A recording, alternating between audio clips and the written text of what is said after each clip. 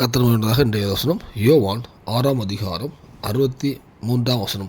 ஆவியே உயிர்ப்பிக்கிறது, மாம்சமானது ஒன்றுக்கும் உதவாது. நான் உங்களுக்கு சொல்லுகிற வசனங்கள் ஆவியாயும் ஜீவனாயும் இருக்கிறது. கர்த்தர் இந்த வசனம் பார்க்கும்போது கர்த்தருடைய வசனம் ஆவியாயும் ஜீவனுமாக இருக்கிறது சொல்லுது.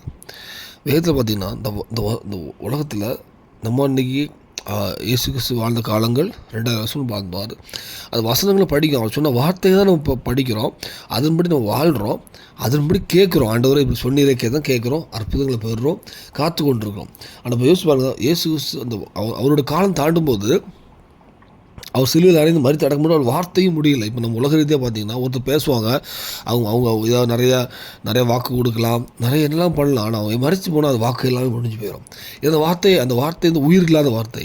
ஆனால் அந்த வேதத்தில் வசனங்கள் ஜீவன். அது எப்படி ஜீவன்? இன்றும் ஜீவனோடு இருக்குது.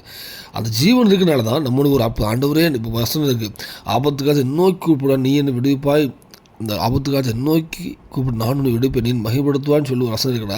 அதன்படி நம்ம கேட்குறோம், கர்த்தர் விடுதலை கொடுக்குறார். இது பாவம் அப்படின்னு சொல்லும்போது பாவத்துக்கு விலகுறோம். ஸோ அந்த வசனம் ஜீவனோடு இருக்கிறனால தான் நம்ம அதுபடி தன்னை காத்துக்கொள்கிறோம், அதுபடி ஆண்டவரோட கேட்குறோம், சில விடுதலை பெறுவோம். கர்த்தர் நம்மளோட பேசுகிறதை இப்போ நம்ம கர்த்தரோட பேச வசனத்து மூலமாக பேசுவார். இதெல்லாம் அவர் பேசுகிற வசனம் தான்.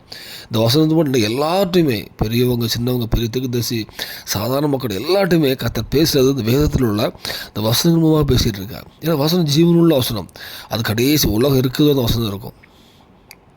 இந்த வேளையில் இந்த வசனத்துக்கு, தேவனுடைய வசனத்துக்கு நம்ம முக்கியம் கொடுப்போம், வசனப்படி வாழ முக்கியம் கொடுப்போம். இந்த பூமியிலும் தேவன் ஒரு சாட்சியில் வாழ்க்கை பலவத்தை ஆயத்தப்படுத்துவார். அர்ப்பணம் தேவனுக்கு விஷயமாக ஆமென்.